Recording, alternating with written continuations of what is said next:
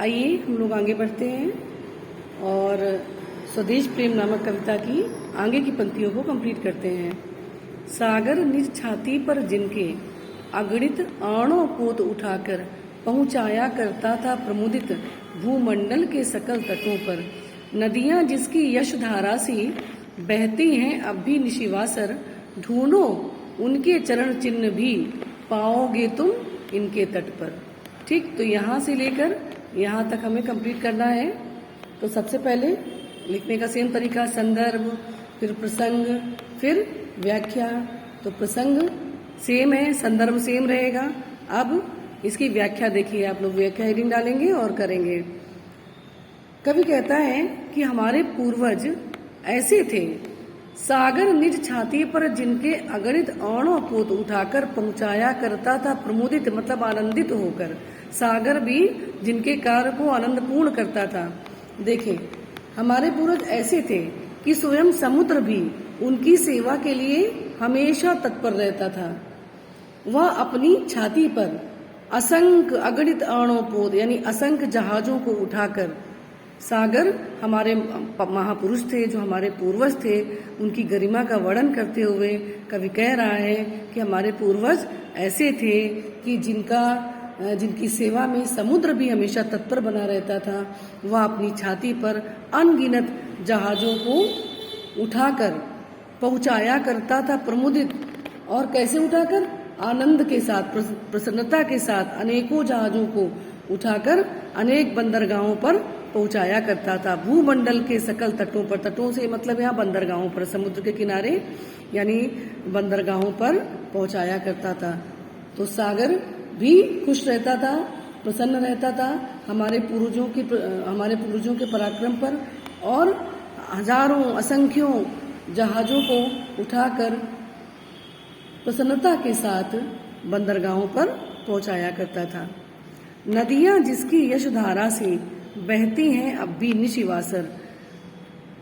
कवि कहता है कि नदियां भी जिनका यशोगान करने में पीछे नहीं हटी है। यशधारा सी, देखिए यहाँ पर उपमा अलंकार आ जाएगी। नदियां जिसकी यशधारा सी वाचक चिन्ह है, वाचक चिन्ह का प्रयोग किया गया है जो उपमा अलंकार में करते हैं, ठीक है ना। सा सी सम उपमा अलंकार के वाचक चिन्ह। तो कवि कहता है कि नदियां भी जिनका यशोगान करने में पीछे नहीं हटती हैं, बहती हैं अब भी निशिवासर। निश मीन्स होता है रात और वासर मीन्स दिन। नदियां उन महापुरुषों के यशोगान के लिए, यश को गाने के लिए दिन रात बहती रहती हैं। ढूंढो उनके चरण चिन्ह भी पाओगे तुम उनके तट पर। कवि कहता है कि तुम उनके चरण चिन्हों को ढूंढो, तुम्हें वो भी इन सब समुद्रों के तट पर प्राप्त हो जाएंगे, सभी नदियों के तट पर प्राप्त हो जाएंगे। कहने का क्या तात्पर्य है कि आप लिखोगे कि तात्पर्य यह है कि हमारे पूर्वज जिनका समर्पण, जिनका उत्साह और जिनका शौर्य अद्भुत था, कवि उनका यशोगान कर रहा है नदियों के माध्यम से, सागर के माध्यम से। कवि कहता है कि उनके चरण चिन्ह आज भी, ढूंढो उनके चरण चिन्ह भी पाओगे तुम इनके तट पर। कवि कहता है कि उनके चरण चिन्ह आज भी हमारी नदियों और समुद्रों के तट पर मिल जाएंगे। तात्पर्य यह है कि यदि आप अपने पूर्वजों का अनुसरण करेंगे तो आपको हमेशा मार्गदर्शन मिलता रहेगा, क्योंकि हमारे जो पूर्वज थे, जो हमारे, उनके लिए हम एक शब्द प्रयोग करेंगे चिर स्मरणीय, जो हमेशा याद रखे जाएं, जो हमारे चिर स्मरणीय पूर्वज थे, अर्थात जिनको हम कभी भूल ही नहीं पाए हैं। तो उनका जो यशगान है वो हमेशा याद रखने योग्य है। हमें हमेशा उनके यशोगान को याद रखना है, कभी भूलना नहीं है, क्योंकि उन्हीं का अनुसरण करके, उन्हीं के चरण चिन्हों पर चलकर हम भारत देश को धन्य बना सकते हैं, हम अपने स्वदेश प्रेम को दिखा सकते हैं। तो ये तो हो गया बच्चों इन पंक्तियों की व्याख्या। अब इसके बाद पंक्तियों से संबंधित काव्य सौंदर्य। तो काव्यगत सौंदर्य डालेंगे हेडिंग, फिर लिखेंगे।